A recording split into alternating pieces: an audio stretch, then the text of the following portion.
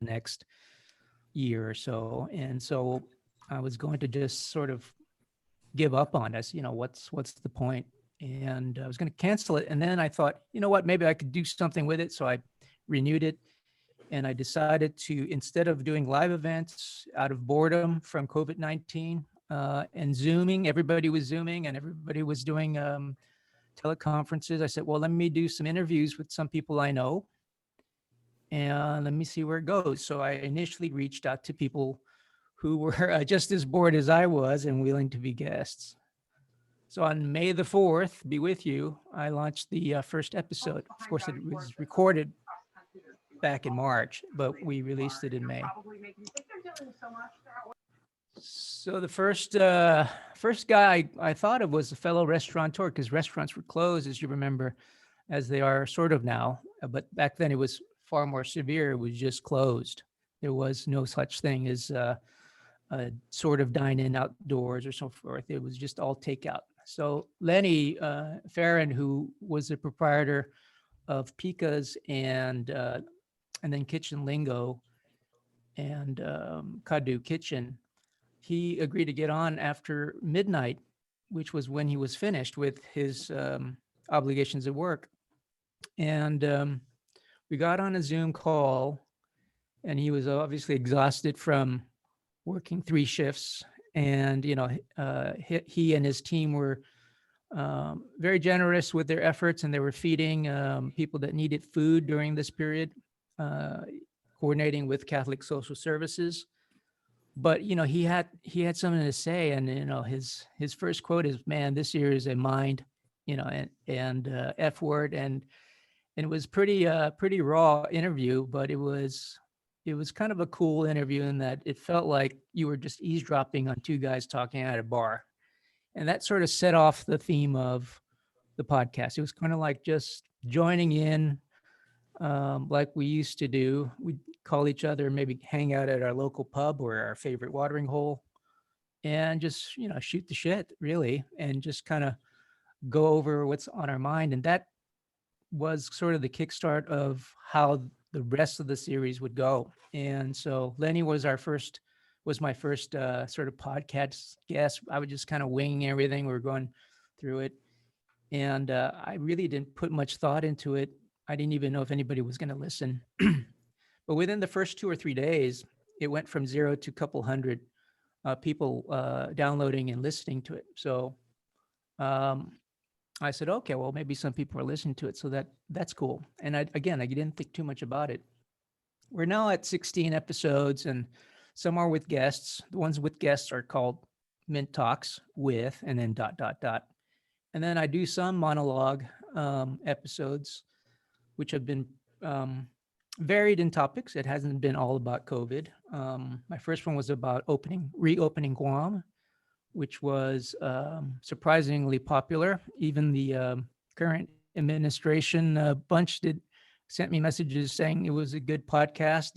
Even though they didn't agree with half of what I had to say, they thought it was done in a tasteful way, so they appreciated it. And then the second one I did was on e-commerce, which fellow Rotarian Paul Packbeer took up and ended up finally opening up his Honeybee online service. So that was kind of nice that people were taking to the podcast and listening to him.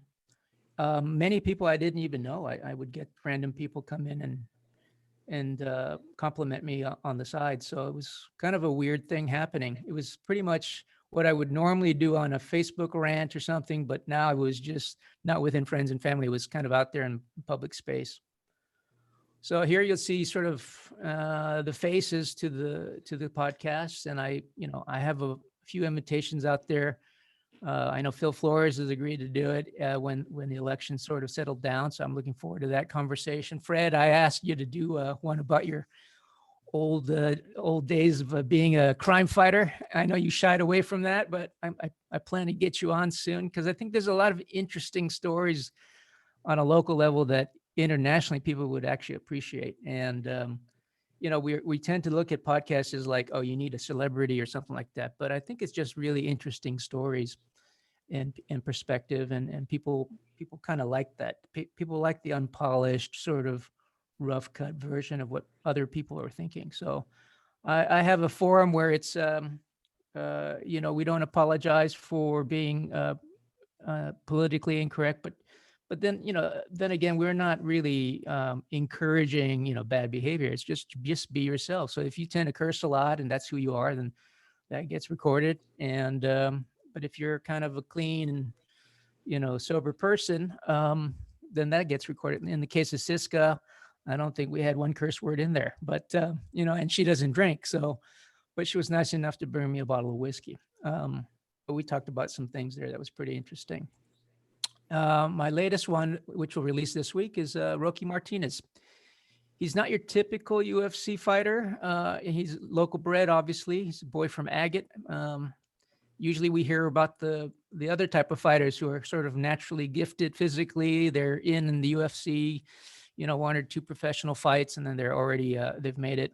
This guy has had to persevere 15 years, really up and down, and he's a generally really nice, solid guy. So it's a nice departure, and maybe it would.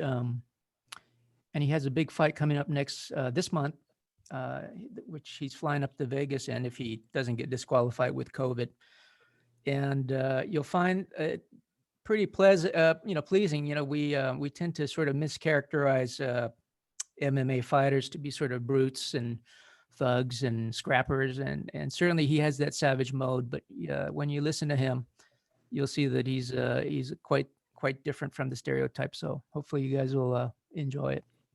Anyway, kind of wrapping up here. I didn't really want to, podcasts are best listened to, not talked about. So, but I wanted to share some stats. I've since May 4th, I have an audience count of 2,500 reliable audience members. What that means is that they've subscribed, and the metrics from Spotify tell me that they are active listeners. So I have an audience of 2,500 people and growing.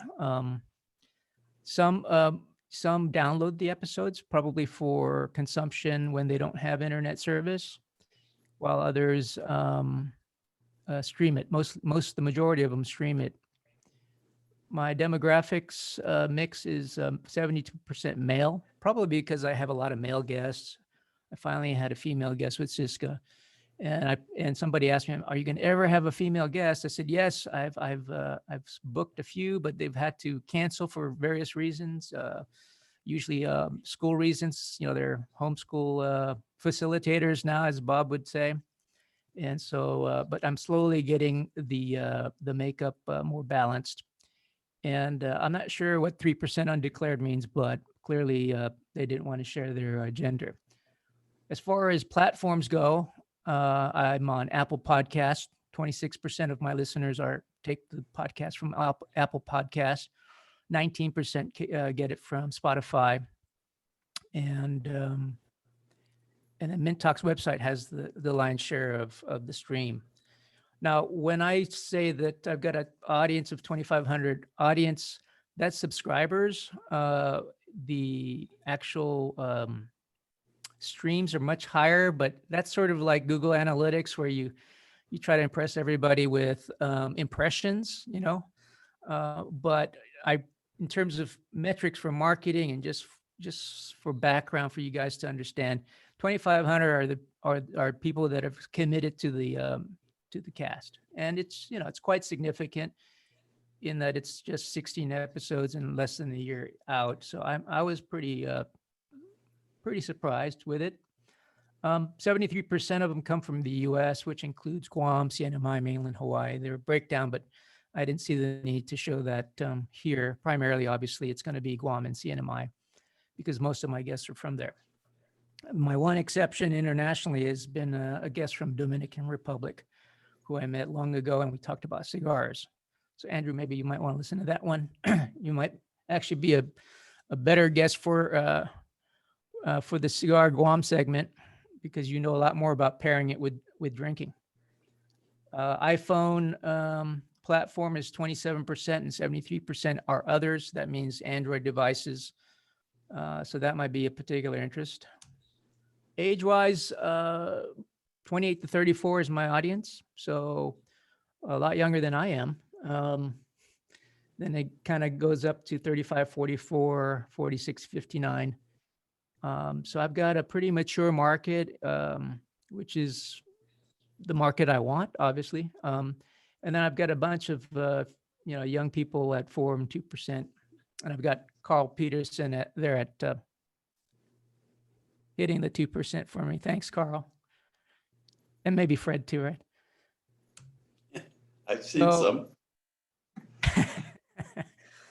So just the summer, I thought this was an interesting point because many of us are that are in the marketing game always look at metrics, and those that are retailers like in the retail business, consumer business, we always want to know what the audience and count is. And way back when, and Jake would know this because he works at PTN, the print media was dominant here in Guam, right? And so what I'm showing you here is like, I've got a personal audience of 2,500 people on a podcast that I just sort of put together sort of on the side. And then I put out a Facebook group page, which is now swelling to close to about 10,000. So I have like 1,200 engagement, access. I can access people. I can tell people what I'm thinking, what is news, what is whatever, to 1,200 people. And that required, back in the days, a newspaper ad, which is circulating at 12,000 to 15,000, depending on the audit you believe in which paper. But I guess the point of this is, and it's sort of comes full circle to the election, is just me, little old me, can have access to 1,200 people who kind of trust what I say, right? If I post something on the food page, that's because I'm the administrator of it. They kind of take it for Bible.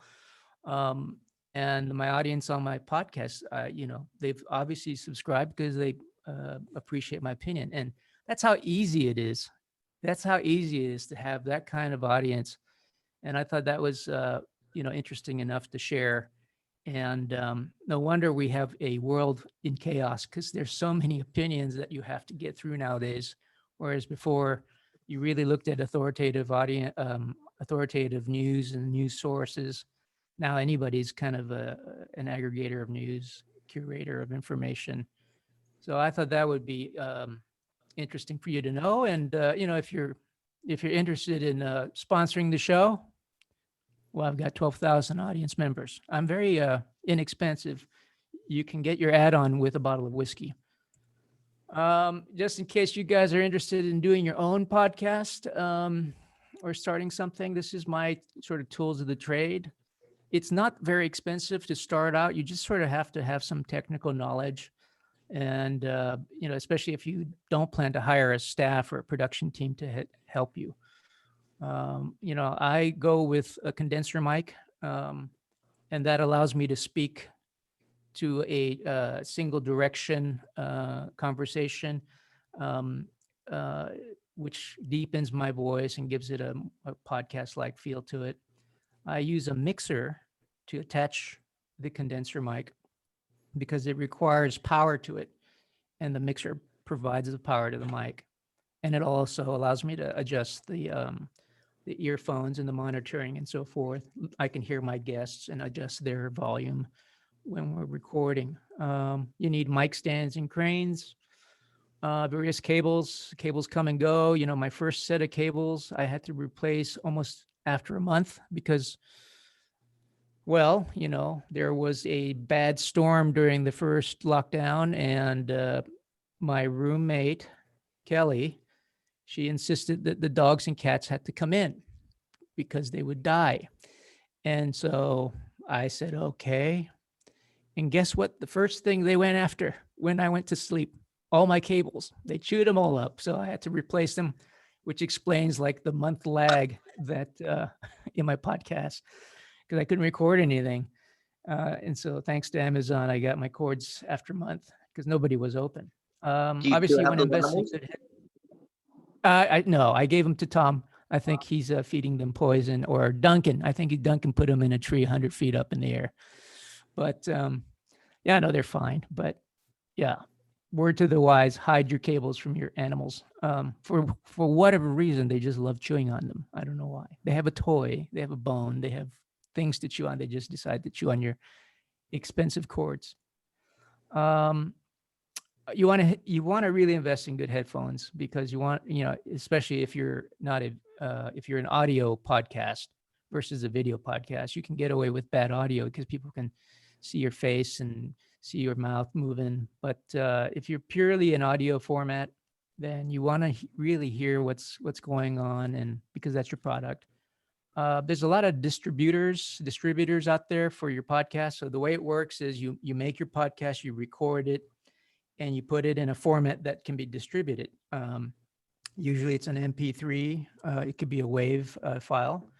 And then you select the distributor. Some distributors charge, some provide it for free, but in return, they take, your subscribers and they put it into a advertising mix, and they take the lion's share of your advertising money from that format. So there's a lot of different distributors. I chose Anchor FM because it was platform friendly, and I could record an interview using my phone on a laptop or on a third party device. I was using something called Soundcaster before that, and it was a startup, and I wanted to support a startup company, but they just could not hang. They didn't have all the features that I was looking for, and so that was a problem. And you'll hear that in the early podcast, because you'll hear a lot of audio noise that wasn't expected during those stream interviews. The website I push on an easy format called Wix, where I place mostly the brochure information, and then I have my podcast streamer there, so I can do a direct stream connection from Anchor FM. And then I edit all my sound on Adobe Audible. And then I do all the magic, the rest of it on a MacBook Pro. And that's it. Maybe one day, I don't know. I know that President Phil Hagen had suggested we talk about stuff here on today's event, but I think it's too raw. I think people is too emotionally connected to the election, so we should push it back. But one day I'd like to do a Rotary Club podcast where we get on and I play host, and everybody chimes in as a guest. That might be fun. So maybe mark that. We'll mark 14 for another time. Maybe it'll be 41. And in closing, what's the end game or end goal for me here? Not a lot of end goals here with this. Is like I said, it's a passion of hobby. It's something interesting, but the side effect has been a sort of a blessing, in that I plan to do 100 episodes. I plan to have an interview with 100 interesting people that I've met along the way, or who I want to meet. And so this allows me a pathway there to meet them. And then when it's all said and done, I have a time capsule of my conversation with other people that my kids can probably listen to, when they're a little bit older, and say, oh, that's what the old man was thinking, or that's how he was with friends or people he knew. So that's been sort of the silver lining of this project, and why I continue to do it. It's because for selfish reasons, not the immediate, where where it's nice to get people to say, hey, I heard your podcast, it was kind of cool. My end audience goal is to have my kids eventually listen to it when they're a little bit older and can handle all the bad words that I say. But other than that, that's it. So thank you. Oh, awesome, Kaz. Thanks. I'm I was to say, you always been up there with technology and social media and all that. For me, I'm not into that. I've never had, or I had a Facebook once in a while, or once upon a time, and I stopped because people wanted to be my friends, and I didn't want them to know what I was doing. Is it time for everybody to get a Facebook? Because like for me, people will send me links, or I want to go look at a menu for a restaurant, and it takes me to a Facebook page, and I have to go log in, which I don't have a login. So is it time for me to bite the bullet and do it? Well, specific to Facebook, that's an interesting question, because I think Facebook, although their mission statement is to bring people together, as we clearly saw during this election cycle since 2016, I consider the 2020 election like part of the 2016 election. It just never ended, and it tore a lot of people apart. I noticed, some of us refrained from that on social media. You knew when to cut the conversation so that it didn't get any worse. But yeah, I think for those that there are people that still want to have access to Facebook for your particular reason, like they just want information on something. So you can always create a Facebook, but you can you can do it in a couple of ways. If you don't want to manage a friendship on Facebook, which is totally understandable, just create an anonymous one. Create a fake account and just use that to log in and log out, and don't friend anybody. Another way to do it is that's why, and there's some people that go, well, why did you choose to create a group page versus a business page?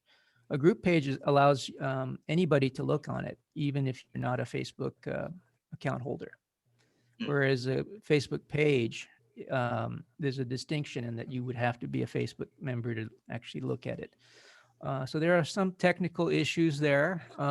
So that's why the Support Food to Go is a group page, which is accessible to people who don't have Facebook particularly, but want to look at it. Whereas a business page like GTA might have, or Bank Pacific might have, that's within the sort of the fixed ecosystem of Facebook. You need an account to see what's on there. Now, if you want to engage, you have to have an account with Facebook. So in other words, if you want to share a photo or opine on a comment on the group page, you need to be a member. But you can casually look at it like you do Twitter, for example. You don't have to have a Twitter account to look at tweets. You can just sort of look through them. Yeah. So I would say, if you don't really want to deal with the hassles of Facebook because of some of the inherent issues that they create with friendships and relationships, create an anonymous account and treat it like a Netflix account. 3 people have access to it: you, your wife, and your kids. That'll keep peace at home. That way your wife won't go, hey, why do you have an anonymous Facebook page or Facebook account? What are you trying to do? Why are you following make it that like shit? a Netflix account. Exactly. That'd be my best advice. Yeah. I also had an Instagram account at one point, and I didn't have any friends on it except hot celebrity chicks I was following. And then at one point, I'm like, what am I doing? And I just got rid of it. Yeah. I friended a elementary school classmate on Instagram, and it wasn't my elementary school classmate. It was the exact same name, but she had a different profession. It's like, whoa, wait a minute. So, well, if you're familiar with LinkedIn, which is sort of like the business version of Facebook, right? For a long time, it was pretty, clean of any kind of bots like that. But since the pandemic, there's been tons of fake accounts infiltrated into LinkedIn, and they're all nurses, but they're all nurses that look like Playboy models, and they're trying to connect with you. So yeah, I don't care where you go. You can go to LinkedIn, Facebook, Instagram. There's going to be a lot of that, just because that's just the way the world works. But if you still want to have access to it and have information, but really don't want to deal with the drama of it, then my biggest advice is just create an anonymous account and just don't engage. Just be an observer using, just use it as a spaceship. Be like an alien, visit worlds, but don't leave evidence you were actually there. No probing. No probing. Yeah. I know a lot of people join like YouTube and TikTok, and a lot like my daughter's does TikTok, and I don't know if she's aspiring to be famous enough to get paid to do it. Like everybody she follows. There was my wife's, she showed me a program her friends are on, and they're in their early 20s, and it comes out of mostly Thailand, Korea. Those are the people who are on it. But it's a way to get paid for people doing live streams. They give you Right. little tokens if they like what you're doing. And some of her friends have made one of her friends have made over like 2 grand in 3 months, just to like once or twice a week he'll do his little thing where he'll sing and maybe cook a little bit. And these people from like Korea and Taiwan and Thailand are just giving him little dollars at a time. You know, is Right. that where things are going now, or just people are just gonna quit physical work and just sit in front of a screen and try and make friends that way? Well, there's a lot of YouTube millionaires, and none of them were part of, they didn't own YouTube. They were content creators, and YouTube actually pays them hundreds of thousands of dollars in salary if they hit a certain number of subscribers. So there's a family who does nothing but, do YouTube shows of their daughter playing in a dollhouse with different dolls. And I mean, that thing's got like 2 or 3 million subscribers, and they get like a check for $100,000 a year just for doing that. So there's some families that definitely have become YouTube celebrities. There's a couple of them that can earn I think they earn about $20 million a year on YouTube, just being a content creator. And they're just, that's all they do. They just create content. So on TikTok, I don't know the monetization stats because it's relatively new. And, but I'm pretty sure it's very similar to YouTube. There's going to be millionaires made through that platform because, they're all competing for ad money. And in order to get that ad money, you need eyeballs, right?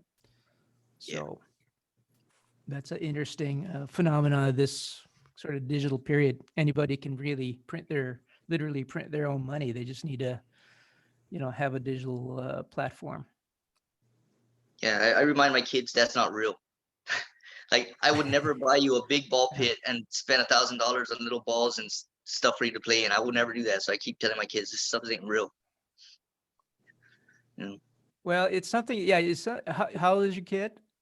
My girl's 11 and my boy's 6, and he watches those where they're Which one is unboxing saying it? toys. Yeah. Which Which one's asking about the TikTok monetization? The 11-year-old. 11, right? Yeah. Well, I'll tell you how insidious it can be. I have a 6-year-old daughter, as you know, Kayla, and in between online schooling, she likes to watch baby doll videos on YouTube, which, as try as I might, I can't control too much because, I'm not a teacher. I'm supposed to be working. And so I can't monitor how long she watches all the time other than cut her off. Anyway, despite all my efforts of monitoring it, she has developed the phrasing, "Don't forget to subscribe," and she'll make selfie videos and whatever. So, "This is my dog," whatever. And I'll go, "Okay, well, what are you doing?" And then at the end of the video that she's filming of herself, she goes, "Don't forget to subscribe. Just hit it right down there." And so, even at 6, these kids are starting to become, aware of the importance of subscriptions. Marketing. Cool. Yeah. Anybody else have any questions for our host, our speaker? No. I'll make a comment. Yeah. Can you hear me? Yep. Yeah. So, you're talking about TikTok and Facebook and things like that. So, from GTA's perspective, we've seen online usage just grow tremendously since the lockdown came. We saw a big bump in March and the beginning of April when lockdown first came, and we saw another big bump in August when the school started. We saw this growth in online usage. But I have reports that we analyze to the extent that we can. We're analyzing the data and what the most popular websites are, et cetera. And so from the mobile perspective, all of that growth is really being driven by video. People are watching video. Right. It's the typical ones. It's Netflix and it's YouTube, et cetera. But what we've noticed in the last year is now TikTok is in the top 5, where it wasn't before. And so the TikTok users will spend more time on the site than any other site. So if you, it's just become so viral that TikTok, and I call them TikTokers, right? They just tend to use it and then just use it and use it. Even so, it's right up there with Netflix, YouTube. What are the ones? I just had the report up here. Netflix, YouTube, Facebook, and then TikTok. Right? It's that's the way Yeah. it goes. You know, Andrew, that's that phenomenon is coming primarily because content creators, they like the short format. You know, TikTok is a short format. So, to entertain people, you really just need to be funny or entertaining for, 10, 15 Very- seconds. Very short time because Quibi didn't work with Quibi. Yeah. Yeah. And yeah, those guys closed shop, but yeah, they were on the right track, So Right. I think the two markets are those that want to, the scroll through market, which is they just want quick information, quick laughs, quick whatever. That's where TikTok reigns supreme. And then Netflix and YouTube are the lower, the mid to long format where they have time to sit on a couch and just really, chill and be brain dead and just watch. So yeah, you definitely see that phenomenon. And I'm Speaking guessing of entertainment, what about Andy's got some slides or something? Sure. Yeah. If we're all done with if we're done with Kaz, I'll give you guys some things to think about. Some Okay. brains. Yeah, let's go. Yeah, Visuals. let's go. You can be our sergeant of arms today. Hey, Phil, I think we should give Sadwani a credit for establishing TikTok headquarters in Tamuning, Guam. That's a good one. Right. Before anybody, he's the father of TikTok. Yeah, he's a trailblazer, that one. That's right. We should. Sergeant Arms, you're up. Can you see my screen? Yes, we can see your All screen. right. So here we go. I got some brain teasers. Everybody unmute your mics. And the first ones to get them. What does this phrase mean? You might want to Got to move press next play. slide there, boss. Is that there? That means a group in Guam who meets together and has lunch. Oh, it's not gone yet? What screen are you seeing? It's just your Rotary Club of Guam, the titles. There we go. Yeah. Sorry. I thought I was sharing the other screen. Too big to ignore. Okay, man, that's cheating. Who did that? Who said that? Caroline. Caroline. All right, 1 point for Caroline. Good one. Yay. How about this one?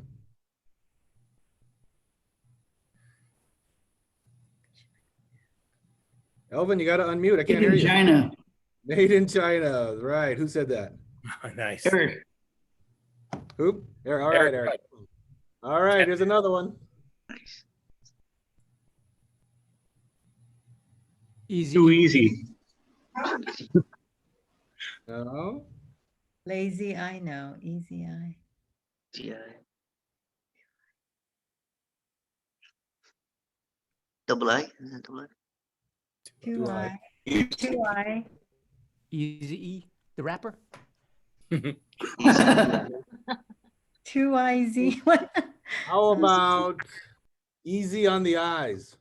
Yeah. Easy on the eye. Gotcha. All right. Here's another one.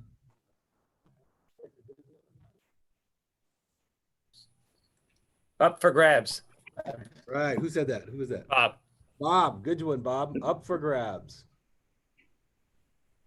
This is for your mathletes. Ugh.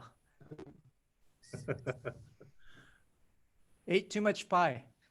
I ate some pie. I ate some Yeah. pie. Close enough. I get half a point. All I right. need pie. How about this one?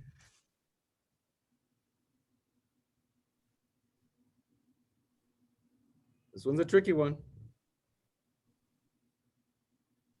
Two does, Who said that? Who said that? Steve. That was good. Two thes. That's right. Can you find the mistake? That's a good- Yep. All right. I think that's it. That's all I had, guys. Oh, Good job. That's good stuff. Just I a failed simple. on all of Thanks. them. My brain hurts now, Andrew. Thanks. I think you're trying to make fun of stutterers. Cool. Yeah, thank you. That was pretty fun. If anybody have anything else that you want to bring up before we shut it all down? Oh, I had a question. I know that we had said that regardless of the outcome of the election, we were all going to get together somewhere for a beer or something. Is that still some on the table, or did we cancel it? Sorry, I didn't go through the 1,000-word threads that have since passed on our chat group. So what is the final decision here? Pick a place. Let's do it. Are we going to your house? Why don't we just go to your house? Hey, that's game. We actually, GTA has a new office in Tamuning. They have big space upstairs. Yeah, we do. I think Andrew has the keys. Yeah, we could. We should have a beer. We'll figure that out. I don't know if you should have it in. Of course, we don't know when the outcome's going to be. It could be months from now. That's right. Well, I think we should change, Fred, based on that, I think we should change the premise of after the election to while we wait to find out, we should just get together and keep drinking beer. I know last night I went to bed pretty disappointed. And then I woke up, I was pretty happy. But I do like the commentary that they talk about the greatness of America is that we do have this votes. And here, even with this pandemic, we have more votes than any other time. And to me, it's one of the great parts of America. As much as I couldn't stand the opponent, just the fact that Americans get out and vote, and we can hopefully change or keep the same whatever politician without violence, to me is a wonderful thing. And it's like Elvin put that thing out with the music, United We Stand and divided we fall. And I just think it's a great thing. I hope that, frankly, the Biden does win, that we start another world where we're not just constantly, I never liked Trump, but it seemed like every day it was like he was the source of commentary. And I personally got a little tired of it. I would flip to Fox just to hear a different point of view. So I'm looking forward to the future. I just hope it goes smoothly into the future. I hope that we don't get all bogged down in arm wrestling. Fred, one of the other things that I get, GTA, we offer an IPTV service as well. And because of the nature of that service is we know what TV shows are being watched on the set-top boxes for all our customers at any particular time. So we take a snapshot and we can see what are the #1 ranked shows, how many views are on a particular channel. And I'll tell you, all of the cable news shows, ever since Trump was elected, they've all just increased in popularity. They're more popular, more eyeballs on those cable news shows than there are on the kids channels.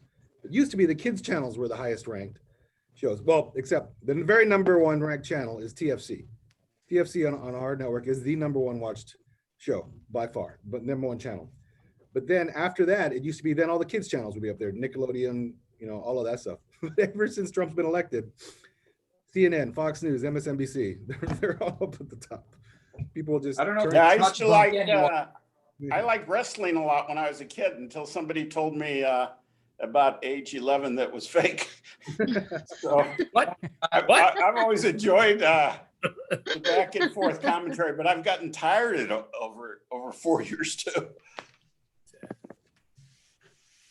Yeah, That's true. fatigue, election fatigue. Just I don't know. Hey, Andrew, while you're on here, a quick question on broadband or bandwidth increase since virtual schooling started. What's the if you can share it? I'm not sure if it's proprietary, but how much increase have you seen in bandwidth use in residential areas?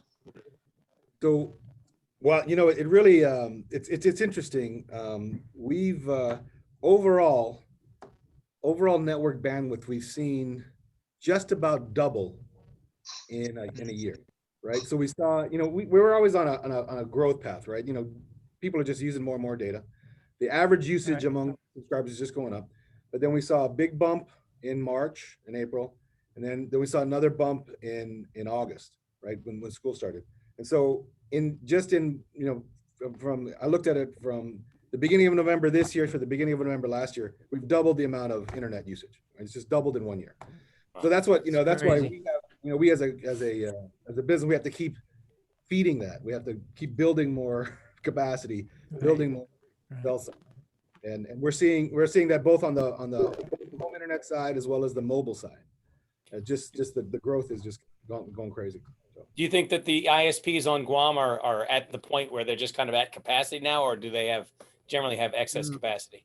No, we are, like I said, Guam, just like I presented to your Mandania Club last week, Bob. Sorry, I at another meeting.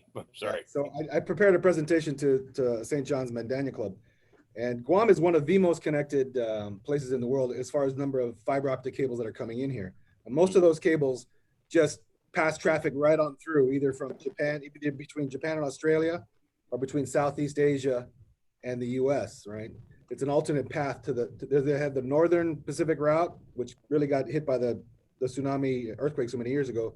So this is more of a southerly route.